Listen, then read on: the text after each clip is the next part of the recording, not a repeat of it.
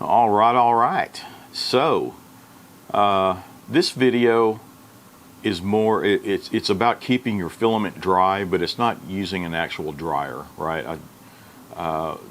This video is about the desiccant that you use, and it's everywhere. I mean, it comes packed in desiccant. Of course, they're vacuum sealed, all your filament spools.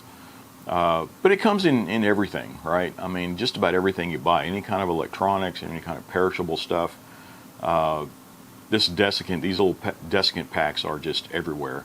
And you can either save those or you can buy them in bulk, right? You can buy with little pellets and you just take what you want. And some can even be color coded so that you'll know when it needs to be reconditioned. Now, I saved the little packs, and I've saved quite a few of them. And I store them in a few different places because a lot of times when I'm using when I unbox a spool of filament and I'm not going to use it all right away, well, I throw it back into a Ziploc bag or something that's sealed, and I'll throw desiccant in there with it. And a lot of it I use, I just keep them in bulk, and I keep them in a bag or something like that. But I also keep them in some of my units, like this AMS. Let me show you. So you can see in this AMS, you know, I put these little silicon packs on these little front cavities. They're probably not meant to be that, but I'm sure a lot of you guys currently do it. They're pretty handy. You can drop the desiccant packs right down in there, and but sometimes they are hard to get out. Right? You can see I'm trying to get my fingers in there. Come on. Dang it. There it is. All right. So they can be kind of a pain to get in and out. You know, they drop in easy, sure. But handy little pockets, though. And then, of course, underneath the spools, it has little cavities with the cover on it, and they're vented, and you can put desiccant in there. So there's plenty of places you can put silicon. Oh, and I also usually put some desiccant down here inside the spools, right? So you can really load this AMS down with desiccant, because they're not really a dryer, right? They are they're nice and sealed, but it doesn't heat up, it doesn't dry them. But when you have all this silicon, the desiccant in there, it'll definitely help keep your filament drier while it's in use. And I usually say, if it's when I'm printing and I finish a spool or a couple of spools, when I'm changing the spools out, well, I also change the desiccant, right? And but it works fairly well. You can see it's still only 90%. That's after I opened it up. 90%. You can see my little gauge I just dropped in there. It reads the humidity and temperature in Fahrenheit. But and you can see I also put these in my dryers. And you know, if I only have one spool in here, I just drop all my desiccant down in there, and so my desiccant is being reconditioned while I'm drying the spools, right? And you just have to be careful. You can see, like, I have 2 spools in here, and when you start dropping all this stuff down in there, well, they can get wedged down in there and start inhibiting the rolling of the spool. And when you're looking at this, all these smaller ones, you see they'll tend to drop down in here. You don't want them to get too close to the heater. That could be kind of dangerous. So you just got to watch on that. But it does a good job, and here too with the spools, I can throw some here in the middle, and all the little cavities and whatnot.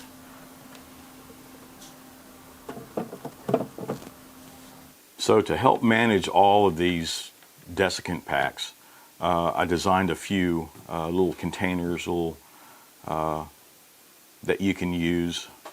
And let's see, let me start first with, this is the jagged little pill. So you can see it's well ventilated. Let me find some desiccant here. So with these, you can either just stuff them in the hole, or if you have a slightly bigger one that you want to go in there, well, this thing is threaded and it comes apart in two pieces. So whichever way, but you can just stuff them in. And what this does, you can put them in the middle of a spool there. So while your spool, if while you're using it, say if I load it up in the AMS, and while it's slowly rotating, you can see it just stays at the bottom and it won't fall out. Because otherwise, and you can see how easy it is to take out. You just grab it and it slides. And so this is not one of the larger holes, so it'll fit even the larger spools, as long as it has a little cavity in there, right? But it's kind of a little safer rather than, say, if you throw some loose packs in and while you're using it, so that they might just fall out. So you don't want them to get in the way of your rollers or anything like that. So that's the first thing, the jagged little pill. So this one did need, when I was printing it off, most of this stuff, just about all of it, I did use ASA, given that in some instances it might be, subjected to some heat. But when I printed them off, I printed them face down like that, and this piece didn't need any support, but this side did, so it's just a very little bit, but they turned out pretty good. So the next little one, let's see, let's start with this. This is just a drop box, and you can see it's kind of small, and it's ventilated on 3 out of 4 sides, so when you're looking at it from this way, you don't see any perforations there. But like with these little packs, you can just drop one in and then drop it in, and guess where this goes? This goes into the AMS on those front cavities. So you can see it holds like one little pack. They're kind of slim, but it makes it super easy just to drop it down in there, and you can hardly see it. And I put this little tab on here so that it's easy to grab it, take it out, replace your filament, and go. So not bad. I mean, you can see that, but at least it's not as hard to get it in and out. It comes in kind of handy. Now I just put you can use whatever pattern you want. This was just the easiest to do, and you can still see there was some imperfections on the top here, but it still slides in real easy. I had some the first iterations of it. Now the white, I just did it because I had a lot of white ASA, but once I put this in here and I dropped it in, it was like, well, it looks just as bad. I mean, it's so visible. Might as well just throw the pack in there, right? And plus, looking at the top here, I like seeing the blank face forward, so it's almost, you almost can't see it, from afar. But in this, I did use ASA also, although it's not going to be really subject to too much heat inside the AMS. If you could, use PETG or whatever you want, but I just do a lot of ASA, so that's what I did. Okay, the next item, let's move on. This next item, I just call it my giant snuff box, but you can see it's modeled after, shaped like a spool. And so with this, you can fill it full, Just put a ton of Desiccant in there.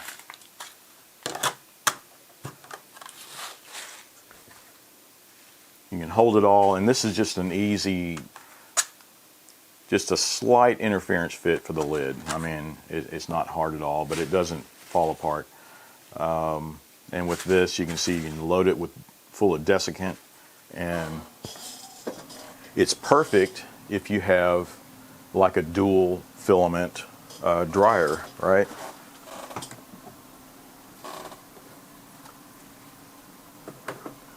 I can put it right in there, and I can dry my Desiccant packs along with the filament, and I don't have to worry about all these packs, you know, flying around in there and getting too close to the heater and all that good stuff.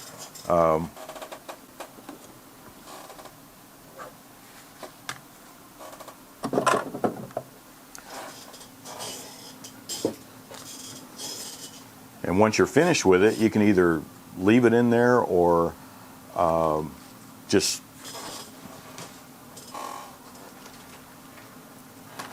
keep them stashed away in a bag. You can either, you know, dump your Desiccant in there or just fit this whole thing in there, right? And there you go.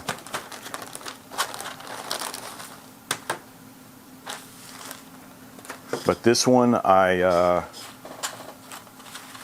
when you're looking at it, I printed these with these faces down, and it required no support, and I did print these using ASA, right? So I'll show you some settings about this so that there will be no warpage. You can see these are perfectly flat, no warpage with ASA, and I'll show you some with the settings after I show you this next product. And basically, I'm calling it the cradle, but it's basically just a half a spool, right? So you can do the same thing. You can go in here and stuff your Desiccant in there if you don't want the full spool, and just put the lid on it and place it in your dryer, right? Did the same thing. This I printed out of ASA, and with this one, there are two halves just like this. I did it that way just so that there would not be any no need for any support, but then you just have to put the two sides together and the lid just pops on and off. Now for the hex pattern on this,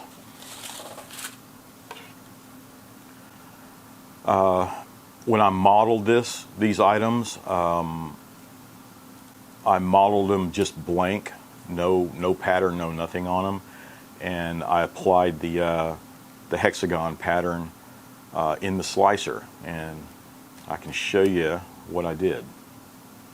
So let's take a look. This is the one of the sides on the cradle, and you can see it's just blank. There's no pattern cut into it or anything.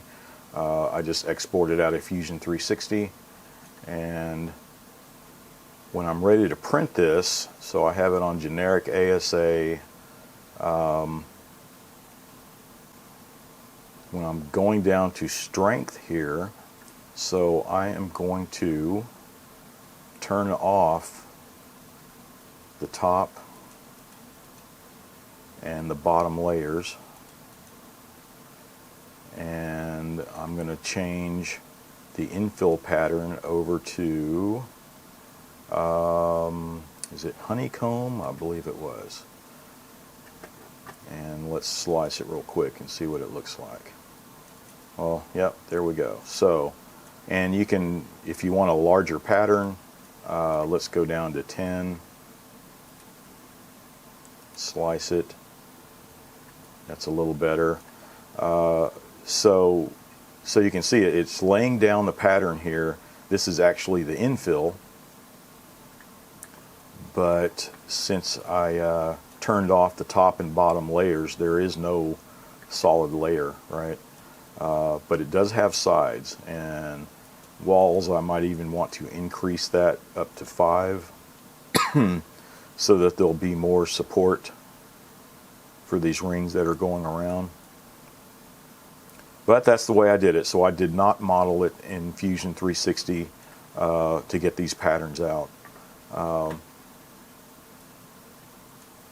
And if you want, I mean, you can use any pattern. Let's try, what is a tri-hex?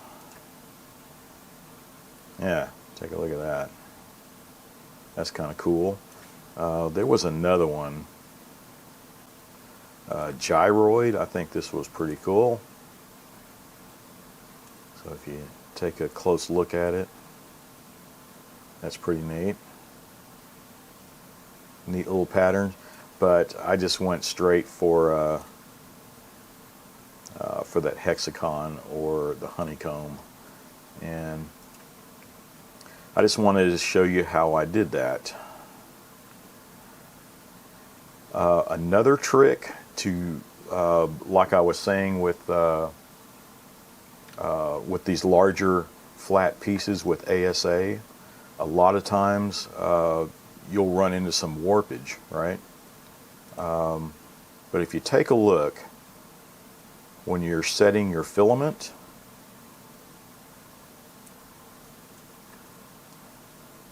and go over to cooling, make sure on this max fan threshold I go all the way down, say 20% max, sometimes just 10% max, especially the thinner the piece. You really don't want to have a lot of fan cooling or any kind of draft going through, or that's what will make it warp, right? So just adjust this down. Make sure you set that before you slice it. And what else? When you're looking at the device, once it starts printing, you'll see up here it'll only go up to like 10 or 20, whatever you have it set for. But I also put the chamber fan, I'll just up it to like 10% just to make sure I'm getting some of the fumes to come out of the unit. While I'm doing that, of course, because I did hook up a ventilation system, and I turned that on, and along with this chamber fan, just slightly drawing it out. It helps keep it clean, because everybody knows, I mean, with ASA, those are the two most picky parts on it. It's the warpage. It's just a matter of adjusting the fan, and there's a lot of fumes involved, so I'm trying to get those sucked out. I keep it good and clean, but this definitely helps. Alright, so that's it. You can see how I did this. This one, I just, starting out with the blanks, and I did it in the slicer. With this one, I did put my own pattern on there. I did model it up in Fusion 360 and printed it that way.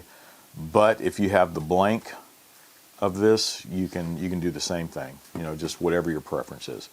So I will put the files for these, all 4 of these, up on printables.com, and you can download them and print them off if you want. And I'm also going to have some alternate designs, and I'll have those files available. If you want something like that, you can join me on Patreon, and you'll have access to all alternate files, alternate designs that you just won't be able to find anywhere else, right? So that'll be kind of cool, and I would very appreciate it for the support. So I guess that is it for this video. So as always, thanks for watching. Be sure to subscribe and watch my next video.